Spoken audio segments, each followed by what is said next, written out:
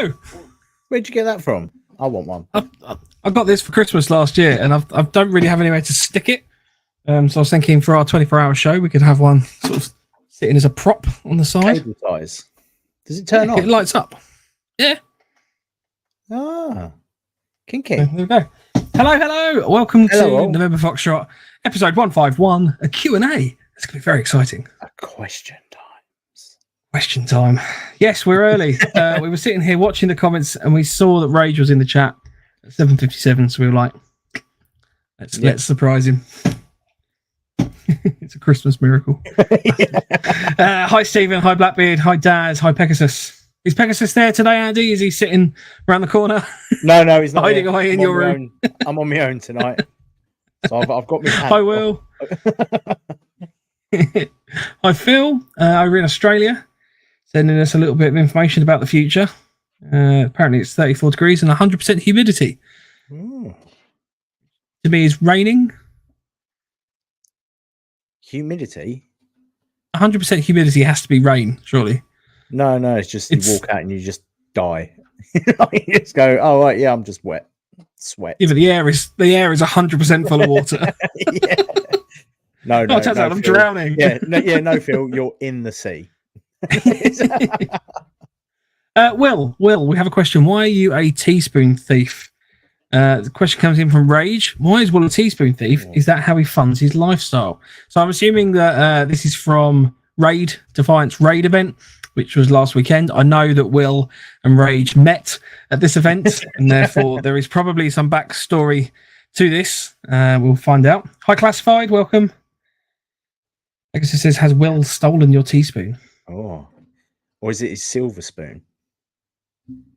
Oh dear. Hi, Harry. Evening Folders. Evening. So we're going to be doing a bit of a Q&A. Doing a Q&A tonight. So if you've got any questions, whack them in the chat. Stick a little Q on the front. It just helps us find them as we're going through. Stick a little Q. Little tasty Q. Lance isn't here, and Andy and Mike are a little bit hyped up on sugar. Yeah. I had one of those. I've ordered some sneak cans to keep myself going for the 24-hour. And I had one a minute ago. Probably not the wisest idea. Because I think they're stronger than the sachets. Oh, nice. Oh, cool. So if you see me running around later. I bought 24, Mike. So you're more than welcome to have one if you want one. Yeah, but that's 1 an hour then. You will die. Don't have 1 an hour, please. My heart would literally give up, I think. Yeah. Where's my camera gone? That's better.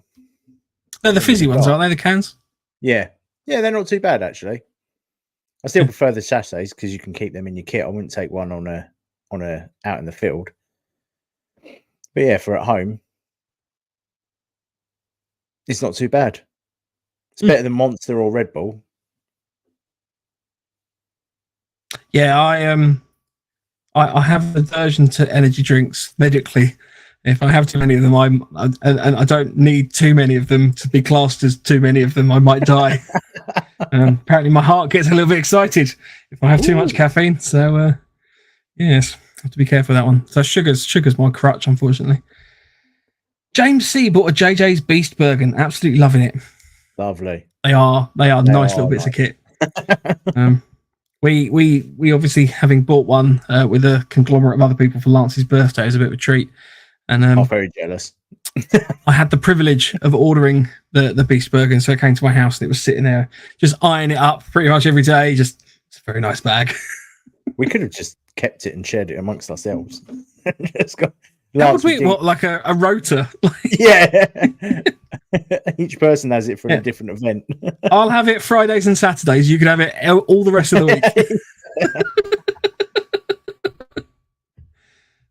Will says, answer, I lost Rage's teaspoon in my sleeping bag, but stole another one from the hotel the night before, so gave Rage 2 teaspoons back. So one, you lost a teaspoon in your sleeping bag. Well, that's a story in on itself, I think. Well, that's clearly spooning, Andy. I mean, what else would you use a teaspoon in a sleeping bag for? What was the second bit? I don't know. Oh, you said 2 things. One. Oh, yeah, and one. You know, No, 2. or 2, yeah, number 2. Why did you pay him back a spoon? Like, why did you steal him one? Because if it's in your sleeping bag, how big's your sleeping? I've just got so many questions now. We'll have to get him on. Apparently, it was a solid gold hand forged by Scottish drawers in the caverns of Ben Nevis. And he still managed to lose it in his sleeping bag. You leave Ben's caverns alone. No, Drew, you're not late. You're not late. We are just we're doing the banter section. Right. Should we do some news? Yes, let's do some news. Do some news. I pick my gun and I go pew pew pew pew. News. So, Apocalypse Airsoft down in Kent. I know this because I have a bit of an affinity for Apocalypse, but they have installed some new lighting. It's very fancy in their safe zone. It's very nice, wasn't it? So they're doing some various improvements on that, which is quite exciting. Always like to see a Airsoft site doing a bit of work and doing stuff. I know No Man's Land seems to do quite a lot of work as well to theirs. Rift seem to keep their sites in pretty good nick and good repair. So, yeah. How about you, Andy? Come on. I know you've got loads of purchases. What are you talking about? I've got loads of purchases. So I bought the one that I'm very excited about is the Nightcore NU606 LE. I don't know if you can see that. It is a small press button torch. So it's not that big. I've got it on my kit already. And it has 4 functions. It has police mode, which I love. And then it also has, what else does it have? White, green, and red, all with solid and all with flashing. It also comes with 3 mounts. That's 2, 3. One for Molly. Another one curved. I don't know if you can see that. One curved with Velcro backing that you can stick onto a helmet. And then a magnetic one, also with Velcro, so that can go onto, it's a magnetic one. So you can swap just the one torch out between your kit, and all it is a push, well, I can't speak now, push button release. Cool. Presumably, you can buy more of the mounts and things for them as well. So you could have So mounts on at the everything. moment, they've got no Molly ones in the UK, but they're getting an order in within 3 weeks, and it just slides off, and it's tiny. This fitting, isn't that a Molly one? That's the Molly one. This comes with the pack. You've confused. Oh, okay, right. So you can buy them separately, but at the moment they have none of the things I'm holding in the UK. No. So this comes as part of the pack, right? So you get the charging cable and the 3 mounts, but then you can buy each individual mount separately. But they haven't got any of the Molly ones in stock at the moment. Yeah. But this also fits onto OpScore helmets. It's a OpScore helmet fitting, and it literally just slides on. If you can find the L. Is the charging port on those? Because I've not seen that model. Is that a USB-C or the micro USB? USB-C. Cool. It is 250 mAh lithium-ion battery that will run to a maximum time of 75 hours. Nice. Which is good. Probably not 75 hours on police mode, though. No, there is where's the little booklet? It actually tells you how many. So you get a little booklet, and it tells you how many hours of runtime you get. So for the police warning on constant is 56 hours. Nice. And it is IP66 rated. And that was only £26 from Henny's.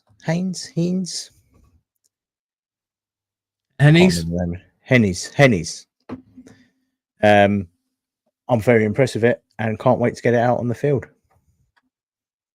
That's my favourite purchase, other than the other purchase that I'm not allowed to show because we're worried. So before the show, Andy, what was the reason that you bought that little torch? Because it does the police flashy. Only reason I spent 26 quid on it. I was like, yes, please. They went, oh, you can have IR or you can have police flashy. I've got IR. I'm going to have the police flashy. Thank you very much. Was it 56 or 66 hours if you're running around going, Nino? 56 hours I can have it constantly running. No, they are wicked little bits of kit. I know I've got a couple of my plate carriers. There's a combination of dead lights and also like a backup white light if you need to. I used to wrap the little I can't remember the name of it. It's like a little Miltech angled torch. It's almost like a single AAA battery or AA battery kind of size that pops into the molly, but it was quite hard to retain that in there. I found it sort of came out a few times, and also it was just quite large. Whereas I know that those, because they are literally those little units, they're quite low profile and snug. This is the latest one, so they've put a slightly bigger battery in it, so it does stick out. I don't know if you'll be able to see that. It does stick out quite far, but it doesn't stick out any further than when I've got my mags and pouches in there. So I can't see it being an issue. I very rarely, unless I really have to, I ever very rarely shoulder my rifle in my left arm. So I don't think it's going to get in the way at all. That's my logic behind it anyway. But yeah. No, it has these flashy, so you should buy one. Because I've got I run an IR strobe on my helmet. I have an IR torch anyway on my rifle. So I didn't feel like I needed any more IR illumination. Otherwise, through night vision, yeah, fair enough. Look like Blackpool illumination. Which, I mean, that's part of the problem with IR a little bit, in that the IR devices that require IR illumination, obviously anyone else with IR devices, it's the equivalent of holding a big flashlight up in the air, like going, oh, look at me. Yeah. But yeah, then also as well, I've got one of the helmet. I've forgotten what they're called, but the ones that look like a teardrop, that are single press. I've got one of those in red for my deadlight. So that was mainly because I found that sometimes when I'm working on kit in front of me, it's a pain in the ass to get your torch out, so it's just something there, just so I've got a bit of body illumination. Yeah. You could get another one of those and mount them either side of your helmet. And then I don't know, somehow rig them up so you can do them all both at the same time. Yeah, I don't think they fit. No, they don't fit on the FMA. Oh, do they not? No, or the you could probably get an adapter though, but I guess that would stick out more, wouldn't it? Yeah, it'd probably be like that, wouldn't it? Yeah. But then again, that's probably why they send you that, the curved one, because that sits. My helmet's only here. So that literally just sits like that. Yeah, there you go. You can have it on the side. The joys of Velcro. Horrible sound. I haven't actually got anything else to talk about this week. You got nothing new? No, not that. I have got something new, but I want to play around with it first before I start talking about it, so that I know what I'm talking about, rather than just having a stab in the dark. But yeah, in which case I don't think there's any other news. Well, there's. Oh, we've obviously got the show next week. Let's talk about that. Yeah, let's talk about that, shall we? What are we doing next Saturday, Andy? I don't know. What are we doing next Saturday? We are doing do you want to run through the timetable a little bit, or some little sneaky tips on the timetable? Yeah, I can do that. Bear with me 2 seconds. I've got to load it up. So we are starting at 9 o'clock on Saturday the 2nd, and we're running through all the way till 9 o'clock on Sunday. We've got loads of guests. We still have spaces for guests as well. We're going to have, I'm going to leave him as a surprise. We got Tag from Kydex Customs coming on. We got Kai from Prepper Shop. He's going to give us a little wander around the new building at Prepper Shop. We're going to have the cot bed challenge with Lance. That should give us a good 2 hours worth of content. And you are just going to sit back and watch. We've got some American guests on, because obviously we're doing 24 hours. We get the opportunity to actually have some live talks with some American guests. Hopefully, we're just sorting that out. It's a bit last minute. We've got ration packs. Me and Mike have got some. I'm going to say mine is different. Mine is definitely different. Ration packs. Lance is going to give a demonstration of what he will be eating with his carnivore diet. What else have we got? We've got a segment called Clone Wars, and that's it. I've said it now. That's officially its name, which is where we will compare some real steel bits of equipment to clone bits of equipment that you can purchase, show you the difference. It's not going to be which one's better. It's going to be, this is what you get for this price. The difference? Yeah, this is going to be like, yeah, literally what's the difference. And then we've got we're hoping, I need to test it, but we're going to do some filming through night vision and thermal, so everyone can have a little look to see what that's like, and see if we can find Lance. We've also got 2 auctions. I'm not going to tell you what they are just yet. You'll have to tune in at 9 o'clock for that, but they are both going to be, one is one of a kind. There'll be very few of them knocking around, I'm sure. And the other one, there will only ever be 5 in the world, and that's it. So they'll be going up onto auction. The best way that we've found to do that is to give everyone notice is eBay actually do charity auctions, which means that we can select it so 100% of the money that's raised through the auction will go to Jigsaw, which is the charity that we're fundraising for this year. So nothing will come to us 3 or the show.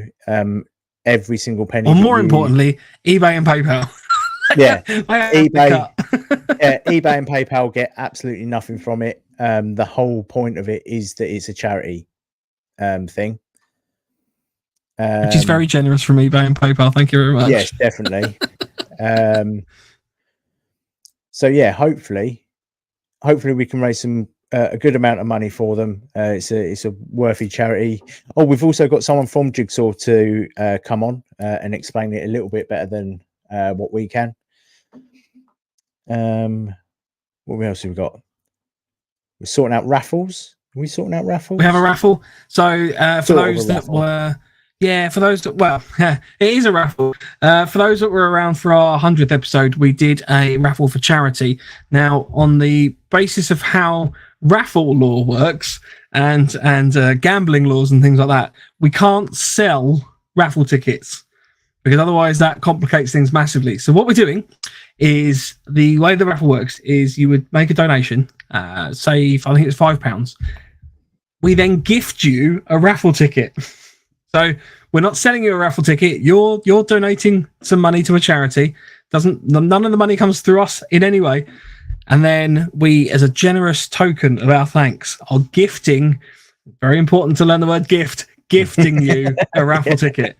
And then if you donate, every £5 that you donate, you get an additional raffle ticket. So if you were to donate £50, you would get 10 tickets as a gift. As a gift from us. Very important that we all learn the phrase, it's a gift. I'm going to do something. It's probably going to, it might backfire, but it might work. Let's have a little sneak peek. Oh.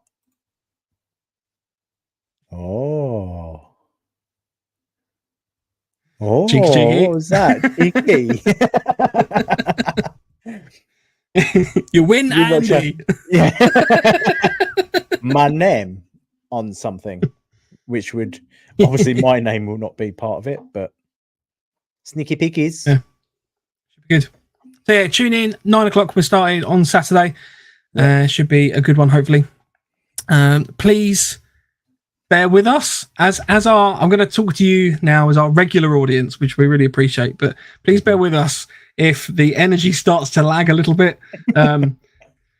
If you I don't expect everyone to be tuning in the whole way through, because I appreciate that we've all got our exciting lives to be getting on with. But if you do tune in the early hours of the morning and we are starting to flag a little bit, just give us a nudge, let us know, tell us a joke, something like that, and we will reinvigorate ourselves. So also as well, me and Lance, Mike doesn't know about this yet, but each presenter and our producer will be issued a black permanent Sharpie, and whoever falls asleep will get this is a brilliant idea. will get abuse written on their head and face live for everyone to see. So I've got my loudspeaker, so I won't be letting anyone sleep. You're not allowed it. I think I annoyed a lot of our listeners with that one. Right, let's finish up with the news. Pew, pew, pew, pew, pew. And let's go into some Q&A. So again, if you have a question you want to throw into the melt of us trying to give a discussion around that, then let us know. Just put a little Q at the beginning of the question and you can whack that in the chat. We had one already from Drew. So Drew said, Mike and Andy, I have a few topic ideas for next year. How do I get them to you? Is Insta okay? So yeah, you can send them to us on Instagram. You can send them in an email, which is nofochat@hotmail.com. You can use our Instagram, November_Foxtrot_NoFo, or we actually have a chat function on our website as well, NovemberFoxtrot.co.uk. We've had a couple of people message the website recently, and I have replied to you, but I'm not 100% certain if the reply is going to junk or spam.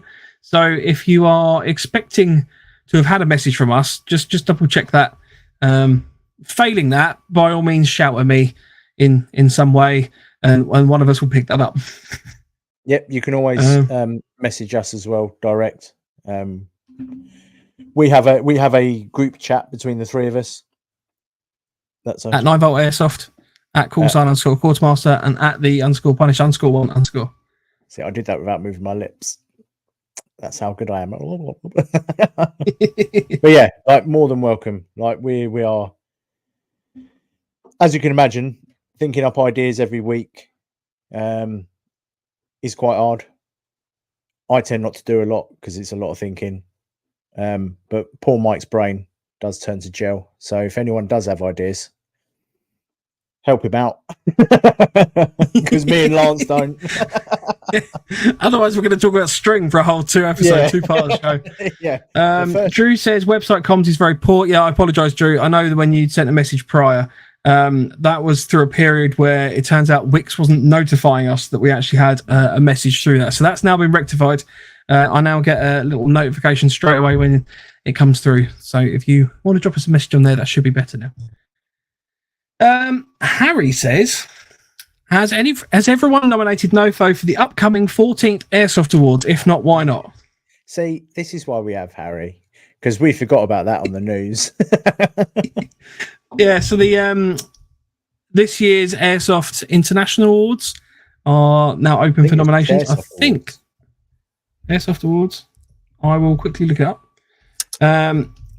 But we're not going to sit here and go, oh yeah, come on, vote for us. No, it's not even the voting stage. This is the nomination stage. So we're not going to sit there and ask people to nominate us. But if you'd like to, that would be great. But if you want to get involved with recognising various shops, various faces and that's in the airsoft industry, and again, I'm not referring to us, please use your opportunity to nominate and vote using that. It doesn't necessarily...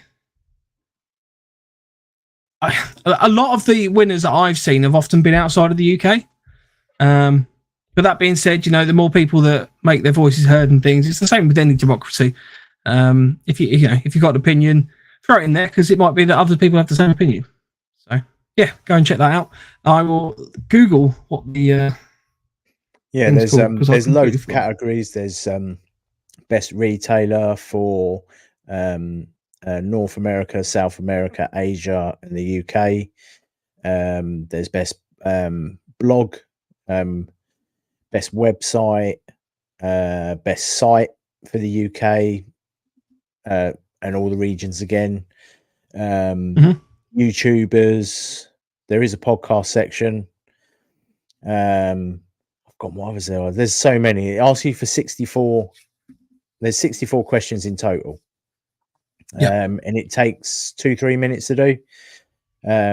You don't have to fill them all out. So if you can't think of if you've never bought anything from the US, then you don't have to fill that section out. So yeah, don't think it's all about us. Nominate who you think is the best in that particular category, and it does go a long way for the shop's morale, or like who you've nominated, and especially the winners. They do.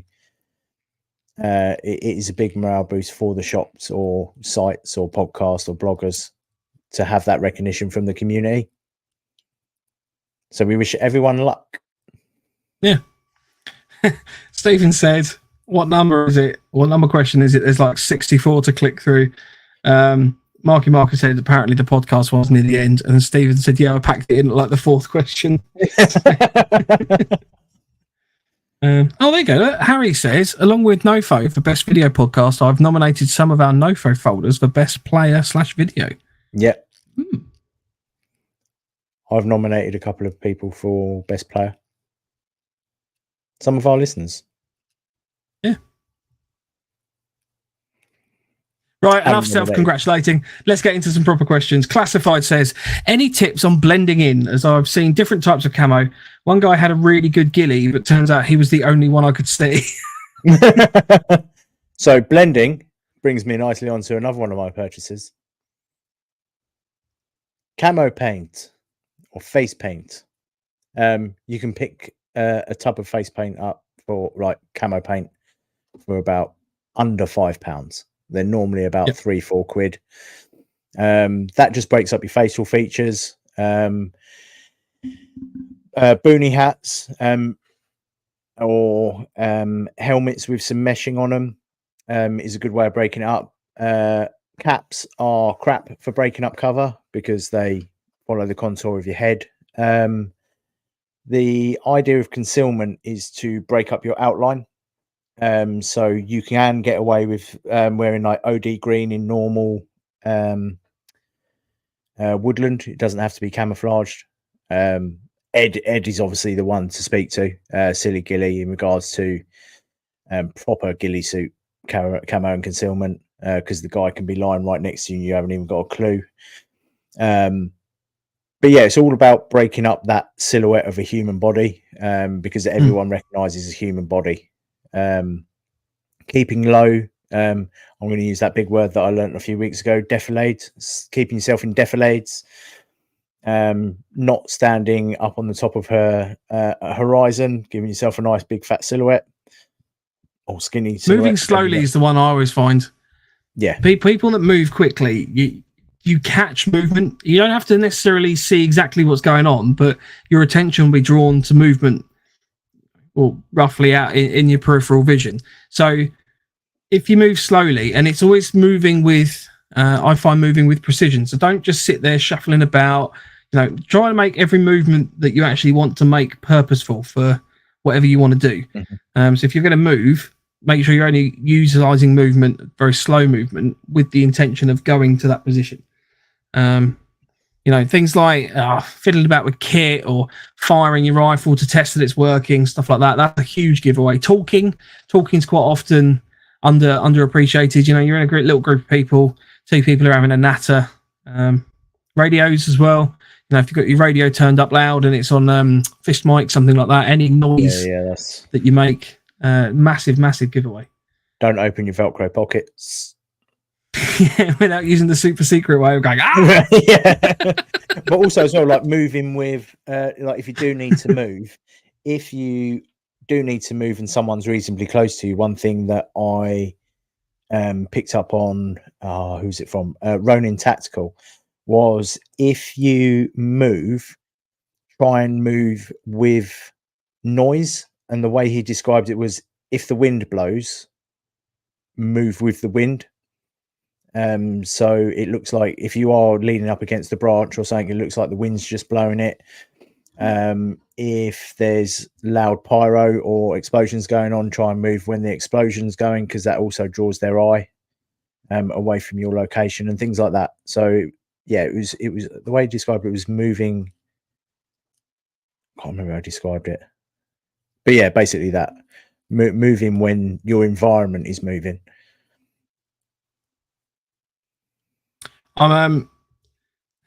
Rage says, am I the only one seeing Mike scream freeze but the audio carry on? Basically, we are testing StreamYard business. We've had a chat with StreamYard, who have kindly given us a free upgrade to their highest plan for the purposes of this weekend, which we're very thankful for.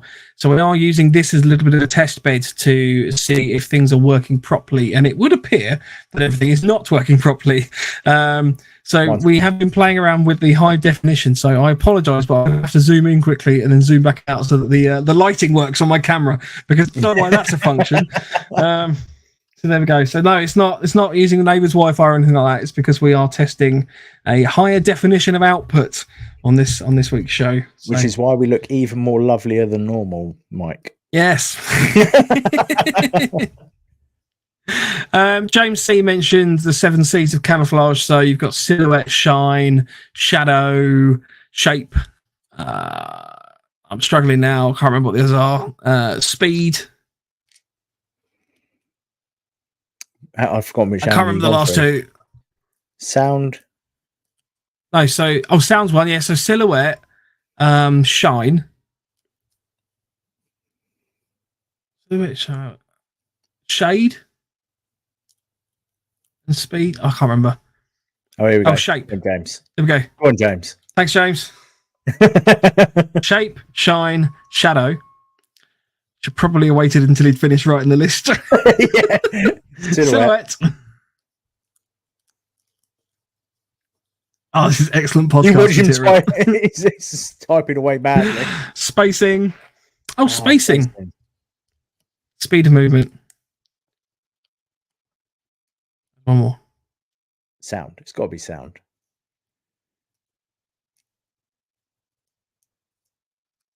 Marky Mark says, can almost see how smooth Mike's forehead looks through my phone. Sensor. What's that one? Sense. I always thought it was sound. Sensor. What? Like, maybe sensory.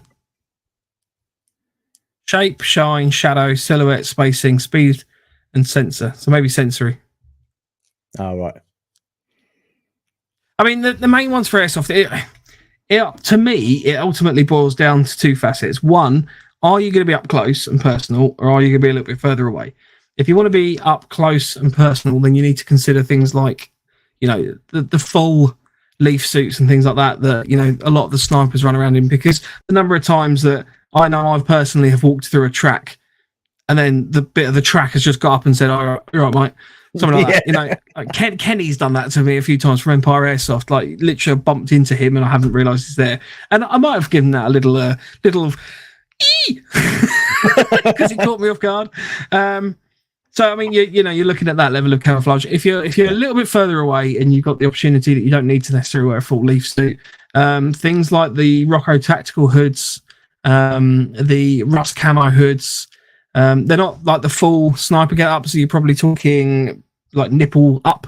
So you get like the shoulder sleeves and things, and the hood you can pull over. You can customize those if you want to, but generally that'll help break your outline up. Yeah. Because they come with the sleeves, don't they? They come with the half sleeves, which can unbutton, so you can literally just have the hood if you didn't want your sleeve. If you didn't want the sleeves, I think it's the Viper one. That's cool, does that. Yeah. Well, I mean, cam cream's a massive one for me because, and I'll be honest, I don't always get it right, and sometimes there is a casual line that I'm approaching that's bordering on a race crime. But the benefits of cam cream, skin, particularly, if you're white or pale skinned in any way, albinos. It really shows up in an environment like woods or anything like that. It's a very contrasting tone. So having the ability to kind of shade that, get rid of that skin tone,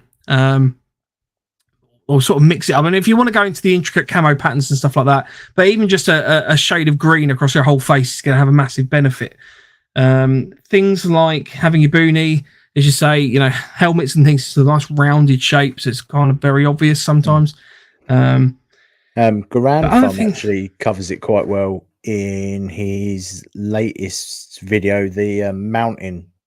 What was it? Was it avoiding contact with in mountains? I don't know. His latest one is really good, and he does cover a lot of information in regards to how to there you go, survival in combat environment, becoming deadly in the mountains. In that one, he does cover. It's well worth a watch because he covers how to conceal yourself using a basher, how to have a fire with the basher, how to break up your silhouette with face paint, and what to wear. That is a very good video, and if you haven't watched it, I highly recommend that you jump onto his channel and look at his survival series that he's done. He's done 3 now, and all 3 are very good. The urban one is more in regards to escaping an urban environment. Not much tactical stuff, but the mounting and evading a trained force is very good. Very good watch. And that was Grand Thumb on YouTube. Yeah. The other one I was going to say was your weapon platform as well, and bags. So people seem to think that obviously, you've got a nice camo hood or anything like that on, and you've done your face paint. You're all glitz and glamoured up, ready to go out into the woods. But then you've got a whopping great Bergen on that's pretty much just Bergen shape. So again, you can get bag covers and things like that. Your rifle is a very long straight line. Again, depending on what colours you've got them, if it's black, it's going to be more obvious and more noticeable. So you can either paint your rifles up, or you can look at providing a shroud on it, a scrim net or something like that. You can obviously wrap that round and do some fancy things with that. So I think it's probably a little bit trial and error, but. And that leads me on to my other purchases. I like the way it's almost like we had this planned. Honest to God, we have not. Yeah. So if you are a good company, which I tend to use quite a bit, is that showing on the screen? Because it takes me off. Not yet. I can whack it up. There you go. Oh, right, lovely. Thank you. Reese Wraps. Reese's Wraps, or Reese Wraps. He's over in the States, and I've ordered quite a few things from him in the past. And it's proper Kaidora. Is it Kaidora or whatever the Kojura? Kojura. There you go. Look, 500D Kojura. And he does like stock wraps, Peltor wraps, rifle optics, all in a load of different. Obviously, that color is probably not the best one for covering concealment, but it's good if you want to just run around with a nicely colored torch.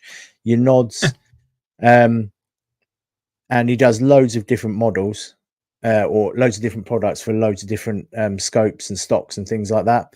So if you are looking to color your rifle, as it were, without actually having to spray it, highly recommend having a quick look at this guy, because it is being, from what I understand, it's also treated with the IR reflector as well. So it won't reflect too much. You can get body wraps and things like that, and you can get like a nice proper break in your weapon systems or earmores or things like that without actually having to sit down and paint your weapon. Marky Mark says, can you put some links on the group for that, please, Andy? I can indeed. I'll do that straight after the show. So we have I'll just mention it briefly. We have a community group on Facebook that you can join if you're interested.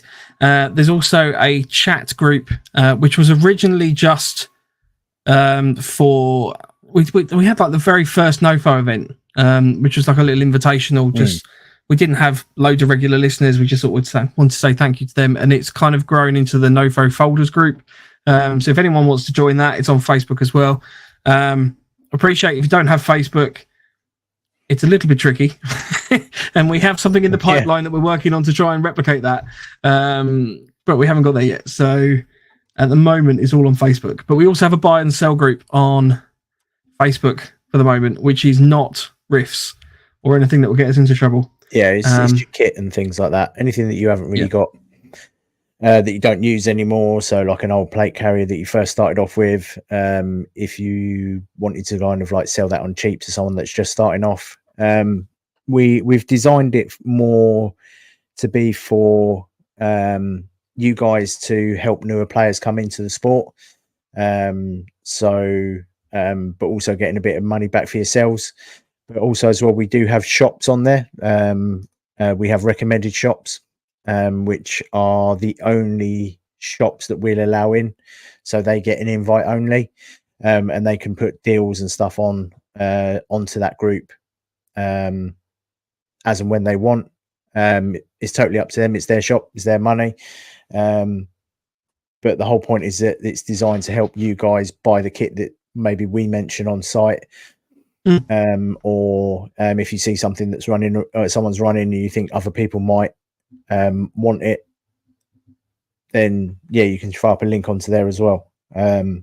We have got a moderator that will keep a close eye on it. So if you do, little shout out to him as well, because Marky Mark has volunteered very kindly to take on the role of moderator on our buy and sell group. So sort of welcoming Marky Mark to the enclave or deflate of NoFo. So he's going to be helping us out on that respect. But we have one rule that we will be sticking to, is if you put a riff or any weaponry up for sale on that site, you will be kicked out of both groups. And there is a high possibility that you could get banned from watching us live, because it can spoil it for everyone. So it's not that we're trying to be arseholes about it. It's just that we need to be strict with it. Otherwise, I didn't know we were banning them from watching it live, but I don't even know how I do that. But okay. Well, consider the threat real. And you might get a picture of and you might get a picture of Mike's ass. Oh dear.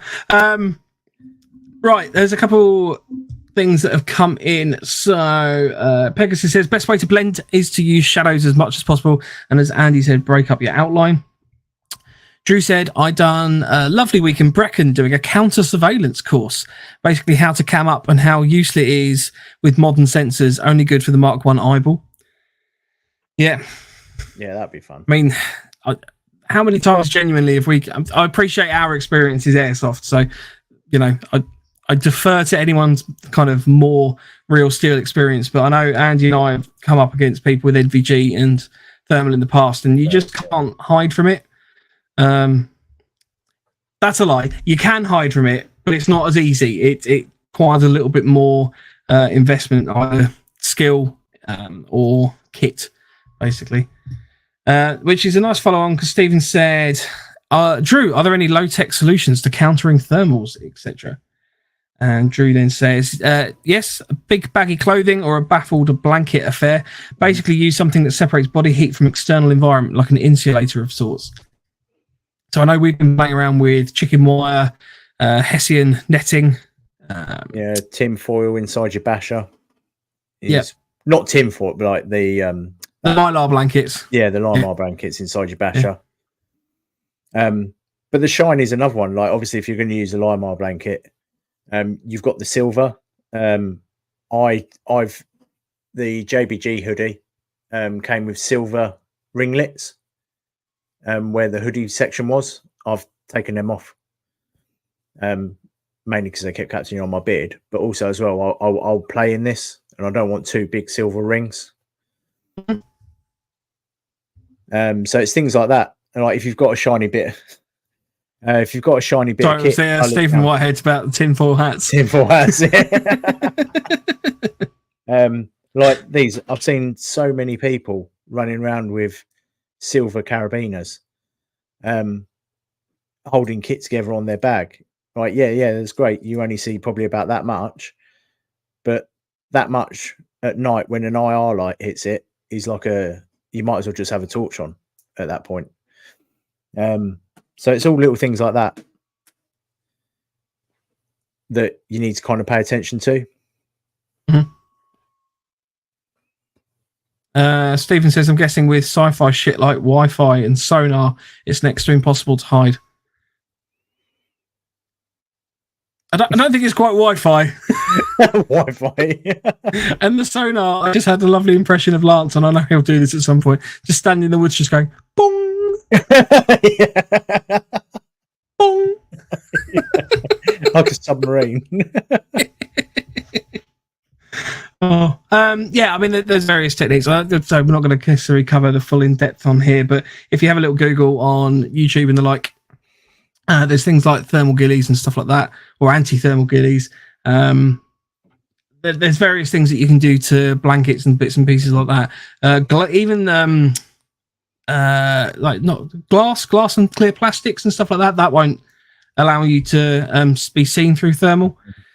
NVG is another matter, so that's where you have to kind of trade up between how you're dealing with the NVG and thermal at the same time, because you'll probably, if you're coming up against someone with thermal or a team with thermal, they've probably got NVG as well. So that's where you kind of need to balance, because yeah, it's great. You know, I think Stephen said about covering yourself in mud. Does the Arnie Predator thing work? Slathering yourself in mud? Yeah, it does for a little while. It does for a little while, and with thermal, but if you've got NVG, you've still got someone just standing there dripping in mud. Also, as well, like as it dries, naturally your body heat, whatever you touch, you're naturally going to transfer heat to. Which is another thing why NVG is actually thermal is actually quite good, because I was looking through one over at Rift Abingdon. And there was a bloke that I saw, and I saw him move around the corner. So as we've moved round, I thought it was him. It wasn't. He was where he was leaning up against the tree, and he transferred his heat onto the tree. Oh, okay. So then obviously he's moved off, but his heat still stayed there ever so slightly, where he's been hugging, like where he's been leaning against the tree for probably half hour waiting for us to turn up. And he still left a slight heat signature on the wood of the tree. That's bordering on like you pan across the ground and you see the footprints moving away, isn't it? Yeah. I was just thinking that you could invest in a load of inflatable dolls, and then put like a little heat pack inside. Now, bear with me. Put a little heat pack inside of them and just sort of stand them up in the tree line as like counter. So rather than go with the theory of like trying to hide your body heat, just actively show it. But then just have lots of other options, objects around. Dress up like a sheep, crawl around on the ground. They won't know that you're a human then. See you later, Classified. Thanks for the question. Yeah, see you later. We'll catch you soon. Apparently, it turns out that I've scoffed at the idea of using Wi-Fi, but apparently this is a thing. James C says, no joke, they now have got ways of mapping rooms with Wi-Fi signals inside them. Apparently, Tony Lidar will see everything unless you're underwater. Stephen says, nah, man, look up 5G mapping. Similar principle to radar. They can use it for mapping out people's locations in rooms for hostage scenarios, etc. That is mental. I don't think we're gonna have that in Airsoft yet. No, but I'll be burrowing down into the deep, dark realms of YouTube later to find out more about this, because that's pretty cool. So, yeah, there's options out there. Drew says, Mike, Andy, Amazon can link purchases to charities. They get a slice of the profit. Ask your charity if they are affiliated with Amazon and get your viewers to associate their accounts with the charity.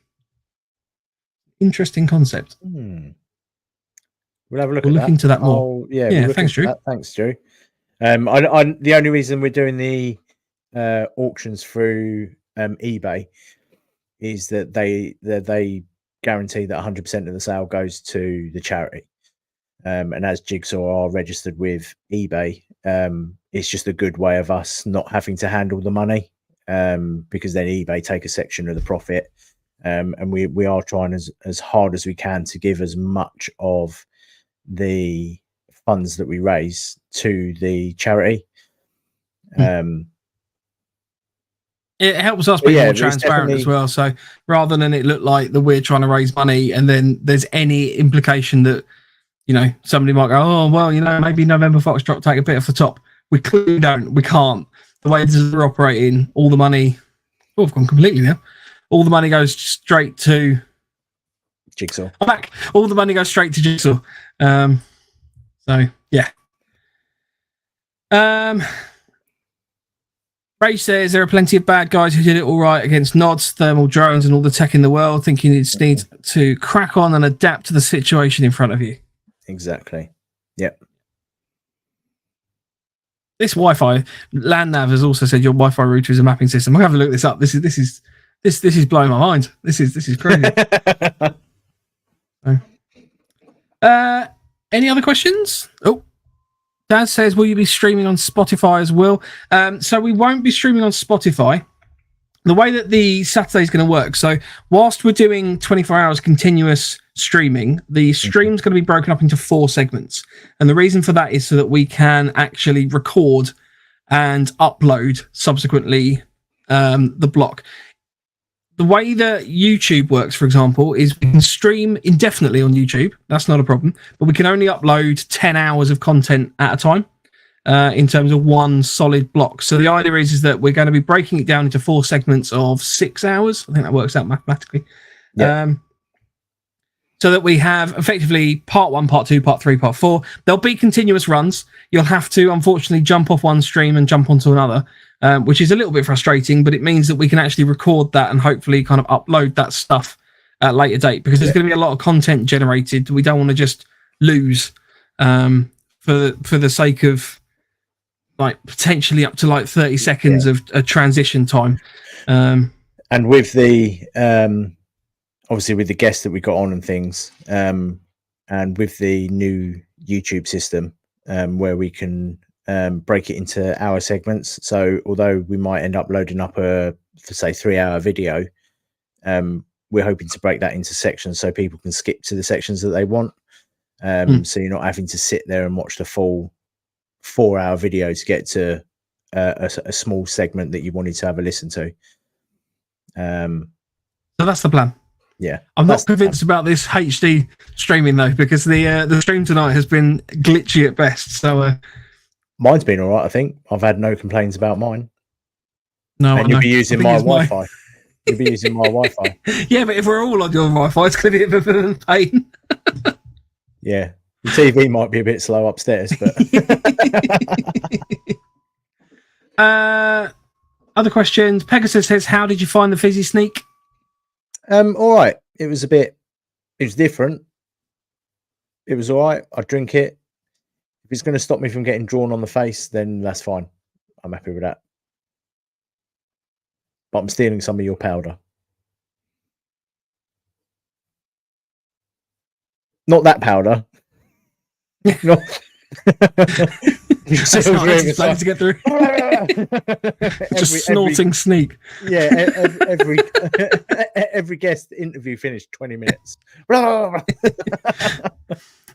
Moving on from drug abuse, Philip says, "Can you show it fitting to a helmet?" Presumably this we're obviously talking about the Nightcore. Oh, yes, I can. So I have one helmet. Let me find the thing. Which one is it? While you're doing that, Marky Mark says timestamps, Andy. We will be playing with timestamps as well. The idea is we're just hoping to make it as accessible as possible, basically. We want to be able to kind of upload content and things, so that's the idea behind that. So someone's getting spiked with sleeping pills. So Nino, and it is quite strong. Like I can hold the. Like it's not a. Oh shit! It's not a crappy Velcro. It doesn't come off now. And then I'll turn it off so people can see.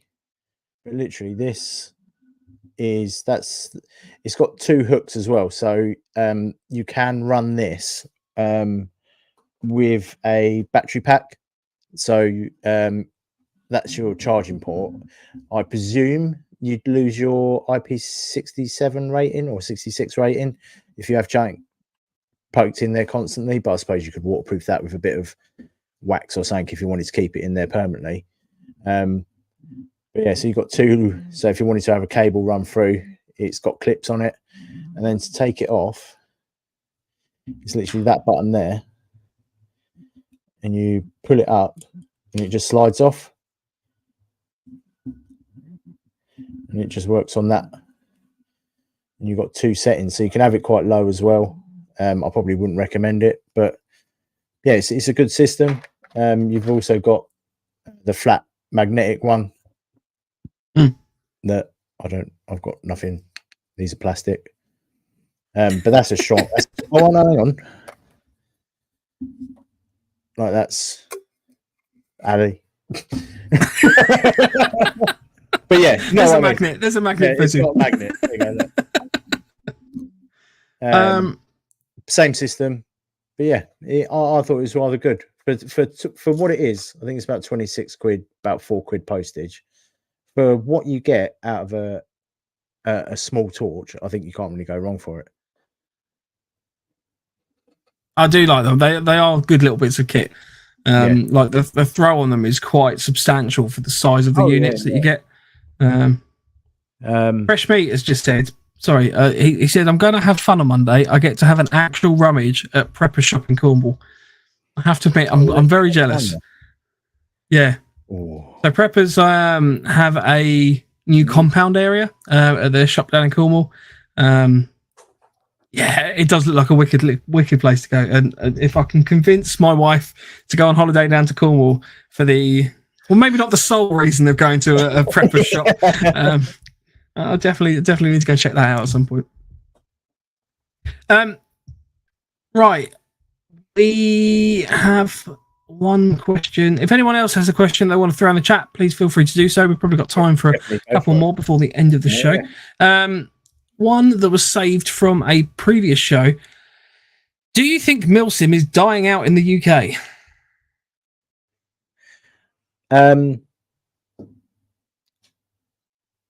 Yes and no. I think with Legion taking a bit of a punt and closing, that was a big player in the game leaving.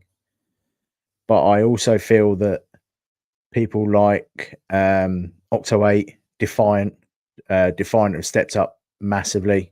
I think they're just growing from strength to strength, and I can see them quite easily, if not already, I would say, filling Legion's boot.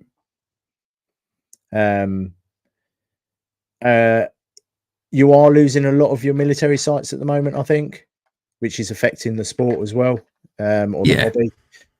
Just because obviously we've still got Ukraine going on. I know that a lot of guys, when things kicked off over in Israel and Gaza, a few stations and a few lads that I'm friends with, they got put on extra training just in case they needed to get involved and things like that. Obviously, with North Korea tearing up the peace agreement with South recently and saying that they're not going to abide by it anymore. Everything's all, and China being China and going that they want Taiwan. Everything's all on a bit of a knife edge. So there's a lot of training, and I think that does affect the bigger events, which is why I think Defiant are doing so well, because every time I speak to James or Kev, they're out. They're out. We're at another site this week, having a look at see if we can run an event there. And I think there's only really 2 or 3 big milsim companies left that are worth. Each site does their own little battle sim event. But I don't think it's ever been that big within the UK. Or battle sim. Well, more the milsim side of things. No, I mean, I think the loss of Legion was. I mean, you've probably got maybe 5 or 6, and I don't sound like I'm offending some of the companies that aren't in this list, but you probably have like 5 or 6 sort of big top players for large number events, and by large number I mean in terms of like the number of people. So Legion was one of those. You know, you'd rock up to one of their events, they were sold out sometimes within 15 minutes of booking opening. Longmore was a site that they use regularly, and it had the attraction of it being a fibula, so fighting in built up urban areas, military site. It was down in the south, which I'm not knocking anything further north, but it, for me personally, I know that there was a lot of guys that I've seen in southern events that I haven't seen in northern events, or sort of stuff more into the west. So whether that's just they're not going to those events because they're further away. So I don't know, maybe that there's a player group there that clearly aren't being strong as catered for as they were with Legion. But I think, I mean, you get some of the other event companies. I mean, you've got like BrickTac, you've got Octo 8. Oh, this is embarrassing. Sterling. You know, I mean, there's other companies that are starting, so Empire Events and things like that. So that you get these kind of companies springing up and doing new things. What I'm kind of foreseeing though is there's a lot less heavy LARP based events or role play events. So Sterling obviously do theirs with a lot of sort of role play on there. Defiance events, things like Red Tide, you know, those are very role play. But their raid event this last weekend, and by all means, people correct me that's wrong, wasn't as role play. No, I think it was described more of a battle sim. Yeah, and from speaking to people, it actually went down rather well. But I think because from what I've heard from speaking to people that went, they said that there was a lot of people crashing at night because it was very constant throughout the day. So none of the night objectives really got completed at all. Yeah. Which I suppose if it's your first milsim and you've gone for a shoot up, then you are going to tucker yourself out by 11 o'clock.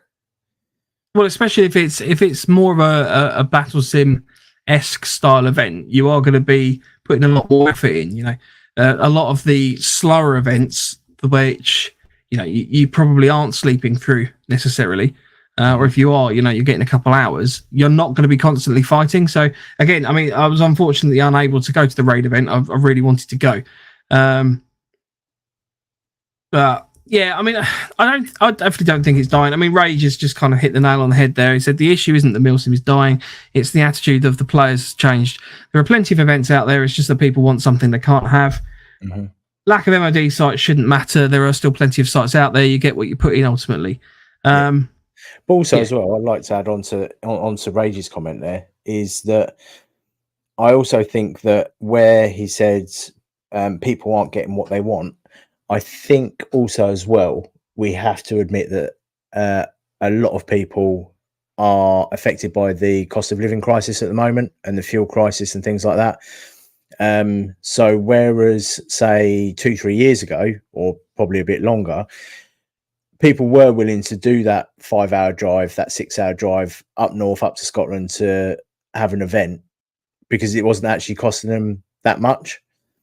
Whereas now, I think a lot more people are leaning towards, and I know Lance is one of them, where he said, well, if I have to drive up on the Friday, he loses his pay for that day, which he can't afford because everything's gone up in price, and you can't you can't begrudge anyone for that.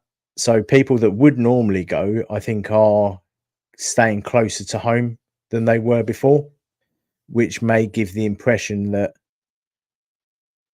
milsims might be on their way out when they're not. People were, if it was down south, Lance, myself and you would be able to attend that event, whereas if it's up north, maybe only me or Mike or just me or just Lance. Yeah, it becomes. I mean, granted, the situation's reversed. So, for the events that used to be in the south, they're not all in the north now. But in the past, events I've attended in the south, you've still got people from, say, Belgium coming and stuff like that. These people will go to the events that they want to, and it's ultimately, as Rage said, you need to put the energy and the commitment in. If you want to go do that event, you go do that event. But you're right. There is more of a thought process going on now, I think, for people when it comes to travel. Marky Mark says, I've been having a similar conversation recently on another group about milsim, or the lack of, in the north of the country in Scotland. I would suggest there probably aren't as many proper milsim events. And I say proper milsim because I appreciate that's it's a bit of a loaded term. We've obviously talked in the past about what milsim is and what milsim means. For me, I'm talking about a kind of extended gameplay, role play heavy event. I want to be standing there and having someone shouting at me. So a bit like Machiavellian or more. Yeah. No, a Machiavellian, Red Tide, the Long War events with Legion. It's that kind of, you're as a task force role, for example, you're out there sweeping through buildings. You might not be shooting for the first day potentially. You're doing events or activities or tasking such as like riot control or crowd control. Like people are rocking up as fruit sellers and stuff like that. And you can get those events on smaller sites. They don't have to be MOD sites. Apocalypse historically has done some very, very good milsims on that basis. But I've not seen as much of that, in my opinion. No. And I've noticed that in the last year because I definitely haven't done as many events this year as I would have liked to have done. So I'm hoping for sort of 2024, I can kind of hone in on some of these others because I appreciate there's events out there that I just don't know about. I'm not, the font of all knowledge on what happens events wise. So I'm hoping to sort of branch out a little bit. Also, but yeah, just for me, I like the idea of like the more role play bit and kind of, yeah. But also, like you saying that there's events out there that we don't know about.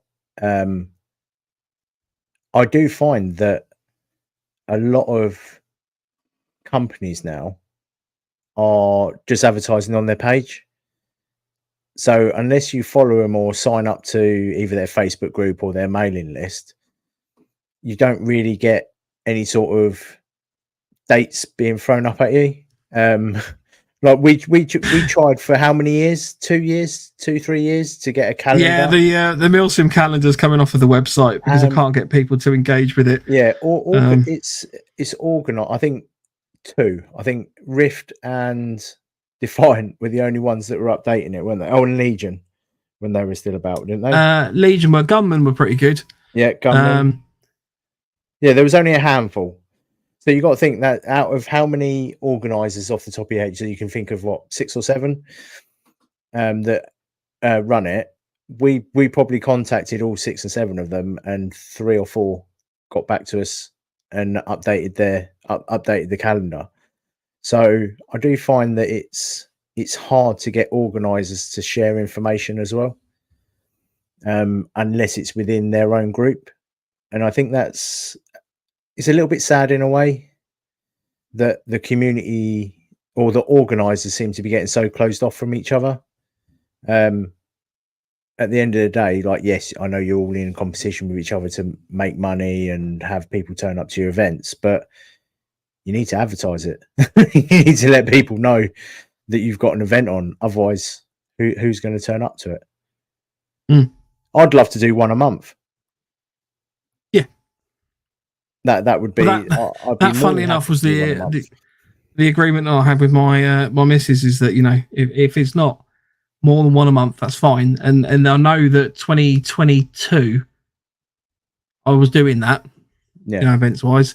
And that's not just with one company, that's sort of across the board. And it wasn't all milsims and stuff like that. It sort of odd skirmish days and things and sort of training days and things like shift your rifts and stuff like that. They're sort of counting that as all events, within that. Yeah.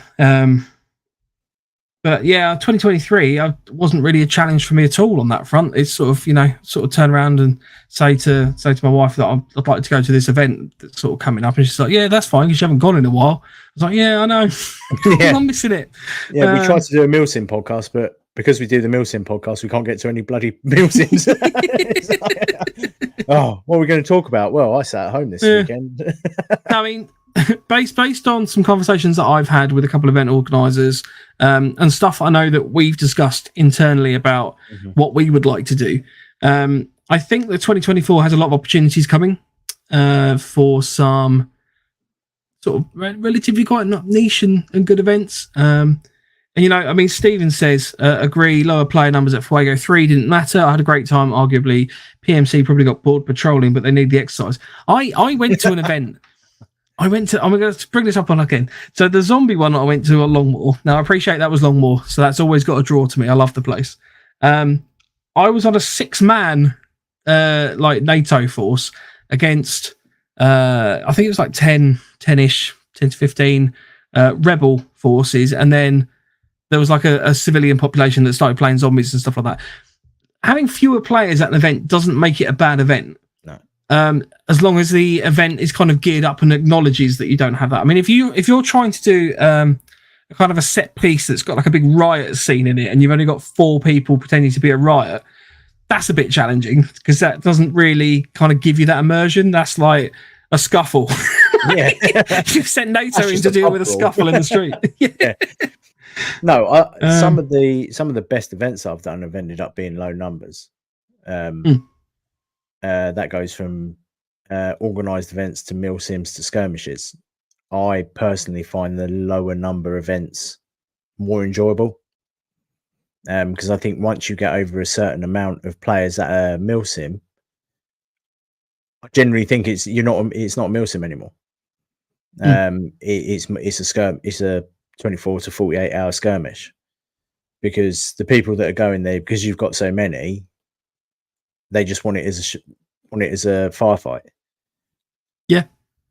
Whereas sometimes you actually need to turn around and say, "Oh, task force is only 10 guys. You've got, I don't know, a CIA attachment of say 2 or 3. This is just an example off the top of my head. So you've got a maximum of 15 players on one side, and then you give the opposition, which in real life would be 20, 30 players. And you cater your rules around that. So they've got more players, but they can't have night vision, for example. Like if you did like a 13 hours sort of scenario, which we've spoken about, the film, where you have 6 or 7 guys defending a building, having downtime here and there. They've got nods, they've got all the kit, whereas the others don't have anything. They've got a few AKs and a few mags, but they get to regen and things. Yeah, and the benefit of numbers. Yeah, you can do it with low numbers without it turning into a skirmish. But I think people kind of need to, and I understand that they are there to make money. And if you rent a site and it costs you say £2,000, your lower number games are going to be more expensive because they need to make that money. So they are going to try and get as many people in as possible so they can make a bigger profit and also knock the ticket prices down a bit for players. But I think I would be more than willing for a decent event. I'd be happy to, like I've done it with Sterling, pay 100, 120 quid, 130 quid for a decent 48-hour event. Yeah. I like smaller teams and tactics and stuff like that anyway. Like I've played big events where we've been in a 15-man section and I know everyone in the section because it, just in terms of who's booked on and the like, and it does work out well. But I must say I do like the intimacy of the smaller little fire teams and you sort of working together and sort of I don't know, I just feel more like a tight-knit little team basically going through it. But I mean, there's a bit of discussion in the chat about what is a proper mil sim. So I said earlier in terms of that was my interpretation of a mil sim. I like the kind of the role play side of it things more. Mark says Rage definition on milsim, I think is different from person to person. I think you could almost put battle sims under the milsim name due to the length of gameplay and the type of gameplay. Rage says, I personally don't think I've ever been to a milsim. I've been to events, and that's not a criticism of the events as I really enjoyed them. I just look at it all a bit differently, I think. And that's fair. You know, I mean, this thing, we've said this in the past. Punish one, sup knobs. What's up, events and milsim style events, whatever you want to call them, it is subjective because there isn't a definitive definition. You know, event organisers are perfectly within their right to go, I'm running a milsim this weekend, and just make it whatever the heck they want because it's their event. They can do with it what they like. But also, right, I think some players as well, when an organizer says, well, I'm putting on a milsim, it's 24 hours, and then they charge 70, 80 quid, say. I've seen a mentality recently of, well, I've paid my money, why can't I go and do what I want? Yeah. They haven't gone in there with the attitude of, right, I've paid my money to have this experience that's organized by the organizers, and they listen to the organizers and they listen to the TLs and their section leaders and things like that. But there has been quite a few events recently where people have turned up, the section leaders tried giving them information of a tasking that they need to do, and they're like, no, I just want to go and shoot people. Right, I've paid my money, I'm going to do what I want, which then throws the whole storyline as such, or the whole point of you doing a milsim out the window. Yeah. I mean, funny enough, I was going to mention this a bit earlier, but I think I've definitely noticed, and I think it's not just from the perspective that I've been in groups that have been sorting these out, but a lot more private games getting sorted out. You know, and I'm not going to go into the names and details. I mean, because I know you've been invited to as well, some of them, Andy. But there are kind of more events happening which are like, right, we're not going to invite the general public because nicest possible way, we don't want general skirmishers to rock up. We want kind of people that we know and will kind of behave in a certain way so that we can run the event how we want it to go. And I've definitely seen more of those coming out, not just ones that I've sort of been involved with myself. But just through sort of various chats and sort of talking to different event organisers and stuff like that. So I don't know. Maybe there aren't less events. Maybe they're just different events. Maybe things are changing up on that basis. But Rage always goes such good with the comments. Personally, I've done the military thing, which makes me think that you can't do a military simulation. Again, not a criticism, as I genuinely love the events I've been to. Yeah, I think that's all right. I think milsim's just a term. I know milsim is short for military simulation. But I mean, I don't know. It's hard. I mean, the Red Tide 3 was classed as a milsim, but we weren't playing soldiers per se. We were rocking around as drug dealers, which was freaking awesome. Well, actually, me and Ash ended up wandering around all of the Saturdays. Yeah, you're asbestos cleaners, asbestos removers. But like that to me is a milsim, and it doesn't have to be soldiers like running around doing all that sort of stuff. I just like that kind of, right, here's your character, here's like get involved with that, and you've got like civilians there and sort of different scenarios and storylines. That's what I enjoy. Yeah. So I think the hobby itself, Airsoft, if you wanted to be picky, is technically a military simulation. I would say 70% of players dress up in camo, try to have the correct weapons, try and have the correct gear, but still do skirmishes.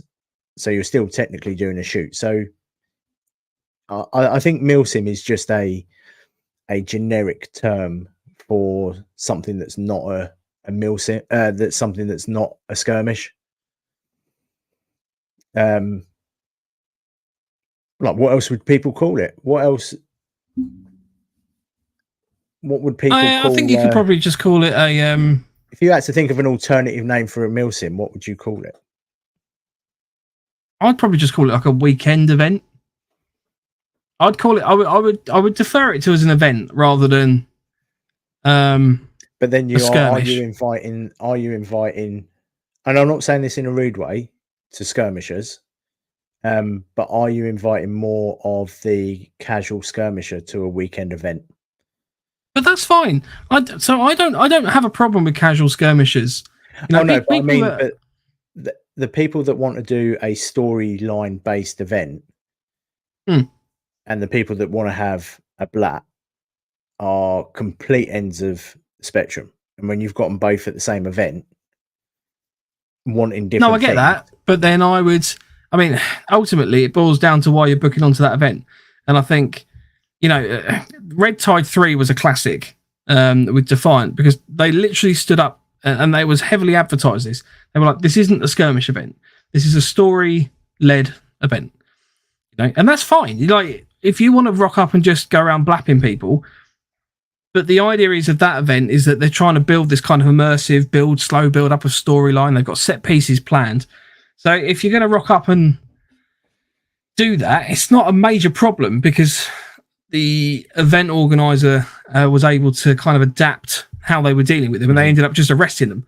And their own kind of cartel side was like, well, they're nothing to do with us anymore, and then they just sat in prison. But I mean, the point, with that one, so you had a DEA and a police force. Say you had someone that you arrested that was like, well, I'm not playing prisoner. I've paid to be at this event. I'm going to fuck off. Yeah, but that's not the reason that we're running the event. You don't rock up to a country festival and then start listening to hardcore rock music. You know what I mean? You book on to an event because you want to participate in that event. But that's what I meant by a casual skirmisher turning up to, if you said, oh, we've got a weekend event at, I'm going to use Riff because I marshal for them, so it's easier. But if Riff said, oh, I'm going to hold a weekend event, you will get people that aren't necessarily interested in the storyline or the milsim side of things. They're coming along thinking it's a weekend skirmish. Whereas if you say milsim, but then you have to give people an account of read what the event is about. Don't just book onto something because don't read. No, I know they don't, and that's the problem. I think so. We boiled it down to people need to be literate. Pay attention to what you're booking onto. I can't read. Yeah, I mean, ultimately, it's a game, isn't it? We're all here just to have a bit of fun on a weekend and stuff like that. But I think if you're not going to book onto a certain sort of event and then, well, I mean, people do, but the intention is that you don't really want people to book. Again, I'm going to use another metaphor. You don't go and book onto a library reading and sit there just fucking shouting the whole time, do you? You go, well, I'm here, I've paid to be here, so I'm just going to do what I want. Some people do. No, I know they do, and they get kindly escorted out.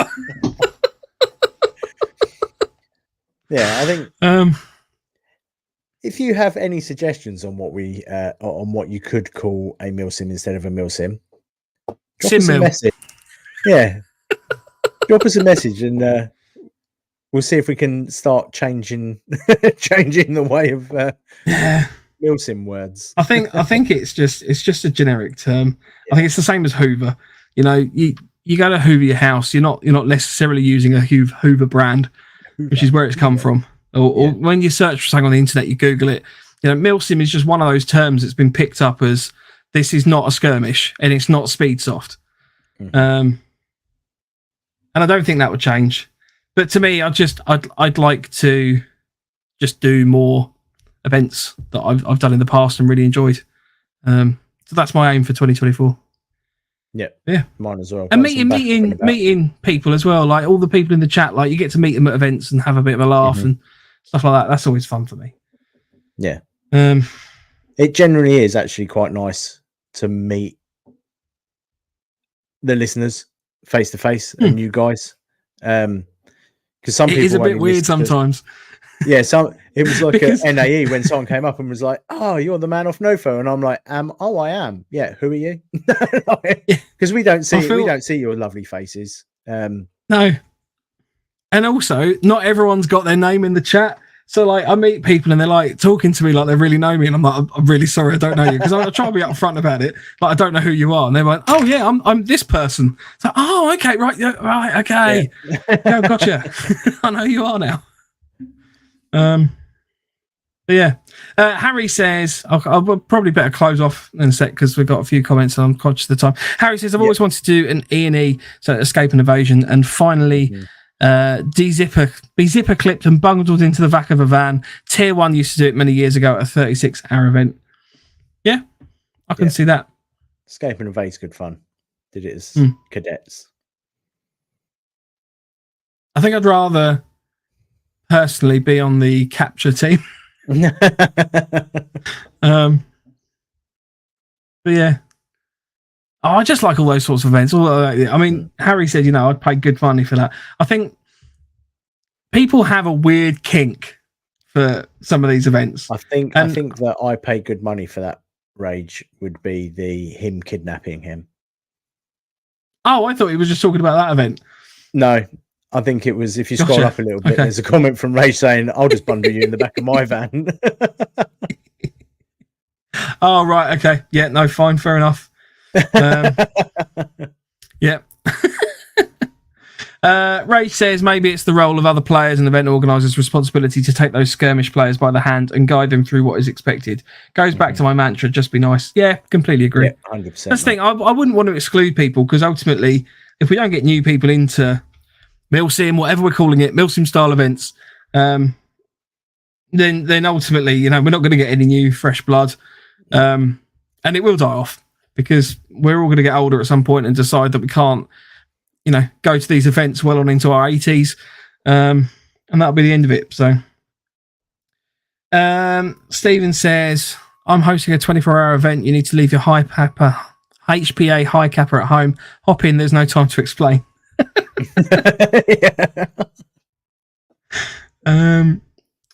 Sorry, Drew says, I've done 5 E&E. Great fun. Resistance to interrogation trains, thumb screws for the lads. Oh, fair enough. Yeah. Ben's jumped in the chat. Call them war games. Yep. Simple. I like that. Drew, Milsim Dad's Army. Milsim Dad's Army. Right, we've got 10 more to get through. Ray says, yes, Andy, cost of living crisis is definitely a thing. Maybe that's why we should all try to be a bit nicer. If you have something you don't want anymore, gift it to someone who could use it. That is too right. And that's one of the things why we set up I'll change the name from buy and sell to trade. Well, it's called the NoFo Bazaar. We could just call it that. Oh, yeah. A NoFo Bazaar. I'll stick with that I came up with by myself. But that's another place. Like, that's one thing. I know, Rage, unfortunately for yourself, you're not on Facebook, or fortunately for yourself, I should say. But yeah, that is somewhere that we've designed for people to say, look, I don't use this kit. Does anyone want it? And if people want to help out other people, it's always more than welcome. I highly approve. Drew's really pushing the advertisement for us tonight. Thank you, Drew. He says, or she, to be fair, I don't know, Drew. This is another thing. Like, I'm making assumptions. Is this not Drew? Says, don't. I don't know. I know, Drew. Drew says, don't forget to like the stream. YouTube gods like getting a thumb up. That they do. we haven't appeased them yet to break the algorithm. No. Regardless says, sometimes you pay money and then you're put in stag for 4.5 hours just because you're the new guy in the team. And the biggest phrase told by NATO teams, you don't know how we're running, etc. And that's why there is a mentality, I paid money for not standing for 1/4 of the going on guard. Yeah, I mean, stag duty and people being knobheads is frustrating as a whole. Yeah. If an event is run right, stag should be fair and split between everybody. Yeah. And there should be a system in place by which everybody knows when they're meant to be on duty, and there needs to be some element of accountability that, the teams are like, nah, I'm not doing that, I'm just going to sleep. counter juxtaposition to that is that stag duty should also not just be enforced for no reason.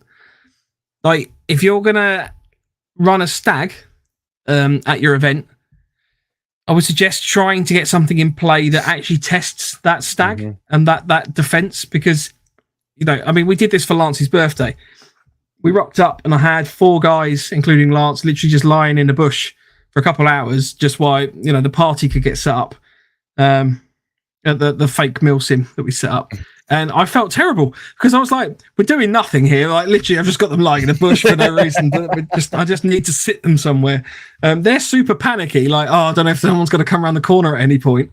So I ended up actually asking a couple of the guys who were attending the party, and we knew they were kind of around, to just wander around and basically kind of shout random bits of information out that were completely nonsensical. But I think, you know, stag duty, you know, if you're on a checkpoint, for example, have people go through that checkpoint, make that checkpoint functional. You know, stag duty, have stuff going on that the checkpoint has to observe and stuff like that. It shouldn't be boring. Yeah. In relation to like the bit where you've written, you don't know how we run. If you've been put in a section that you don't know and someone turns around to you and says that, genuinely, my first thing would be, don't make a fuss about it. Just say to the organizer, I need to swap sections. Because not everyone's like that. And I think if I personally heard a section say that to someone in their section, I'd kick off a little bit, because at the end of the day, yes, you might know not how they run, but you're there to learn from them. And I would personally turn around to and say, right, fuck them off, come with us. And I think that's something that we need to kind of stop. If people are hearing that or being told that by anyone at a milsim, then that needs to be stamped out, because we're not all arseholes. Some of us are, and some of us are like half arseholes. But half-holes. Half-hole. But yeah, no, honestly, if anyone, and please, if you're at a milsim and you hear someone, another section or something, say that to someone, literally stand up and take them out of that situation and show them that that's not how milsims or milsim players should act. And I hope that use it as a teaching moment. Show that person. Yeah, show that person what you want to do. I mean, we had this at Red Tide 1, I want to say. HQ, was it HQ Airsoft or Dog Tag? Probably Dog Tag. Dog Tag. HQ's in Driffield, isn't it? Yeah. So like, we had a section that was made up with a number of people that had played together before, and then a few people that hadn't. So quite simply, you know, just tell people what you want of them or what you want them to do, and like how you want to do something, and just bring them into the fold. Like, it's not complicated. No. And we had them that other section that a few of them had to go home early. Didn't they? So we just rolled them into ours. We just rolled them into our section, not right, well, we don't know you, you're on your own. It's no, and I genuinely hope that you've just used that as an example, and no one said that to you, because that. Oh, I've come across some right knobheads. Seems like proper elitist. Yeah. I'm not going to swear, but then again, if you're, that's what I mean. If it goes back to, yes, you have paid your money again, but if someone turns around to you and says that, then don't accept it. Yeah, that was Rage was in that section that they had loads of people left, so we just rolled them all together. Yeah, and there was a couple of other lads, I think 2 or 3 other lads that had to come over, and we just ended up all chilling by the front gate on Stag, didn't we? I think it was me and Rage on the front gate for ages. But there was probing the whole night. Like, there's people, you know, attacking or causing an issue, and that had its whole separate realm of problems in terms of stand twos and eyes on and all of that. But we'll cover that in another day. But Milsim's going to be fun. If you're doing 4 hours of stag, firstly, I don't think that's right anyway, because you need to be swapping out. You shouldn't be doing it on your own. There definitely shouldn't be that kind of attitude towards players, especially if they're new. Like, fuck me. Like, people come along to these events because they want to kind of get into Airsoft and Milsim. Like, if you come across that, like, imagine going to a football match and go, no, right, you have to stand in reserve because you're not part of the regular team. Oh, great. Okay, cool. Fantastic. Oh, yeah, it's an hour and a half. Sorry, Andy. We should probably wrap it up. I was just thinking, people are dropping like flies. We've been chatting for hours. Yes. Thanks to everyone for all the comments. Drew is a man, it turns out. So, all man. All man. Good man. All man. Oh, where's the sound for that? Oh, I'll find it. Drew is all man. If you want to get in touch with the show, you can do so on our email of nofochat@hotmail.com. Our Instagram is @November_Foxtrot_NoFo, and the website is novemberfoxtrot.co.uk. If you do try and get in touch with us, please bear in mind that we are going to be doing a 24-hour show on Saturday at 9 a.m. So if you want to speak to us, probably speak to us at the beginning of that show as opposed to at the end. Did I say 48 or 24? 24. Because I know you 24, wanted to do 48. And I did want to do 48, yeah. That's 2024. Oh, no, that wouldn't work because that'd be a 24-hour show. Oh, never mind. Marky Mark says the Milsim players I've met so far have all been dicks, apparently. Oh. So, hang on. Thanks, Mark. I'm not going to be talking about next week because we are going to be doing our next episode on Saturday. And there's going to be a whole host of interesting and exciting things going on, so hopefully you'll join us.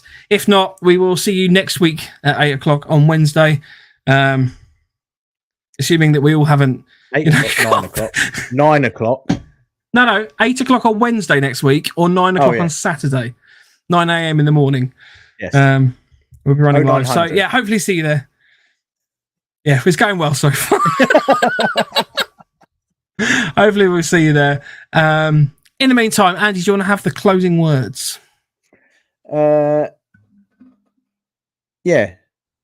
Let's stamp out dickheads in Milsim and show them how it should be done. There we go. I was expecting you to follow up with that, right? No, that was it. Let's stop perfect. dickheads from being dickheads. Yeah. Nice one. Right, say goodbye, Andy. Bye, Andy. And we'll see you all Saturday or next week. Say goodbye, Mike. Bye, Mike. Ciao, Bella. I never get to do that. That's amazing. Yeah. See you later.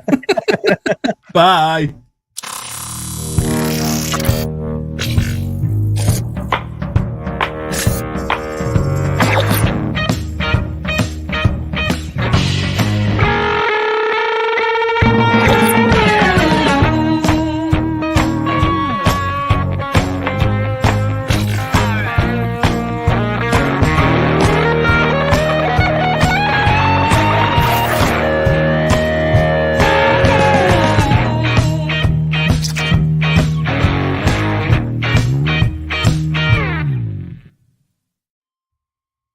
People know what your house looks like from your Wi-Fi. It's mad.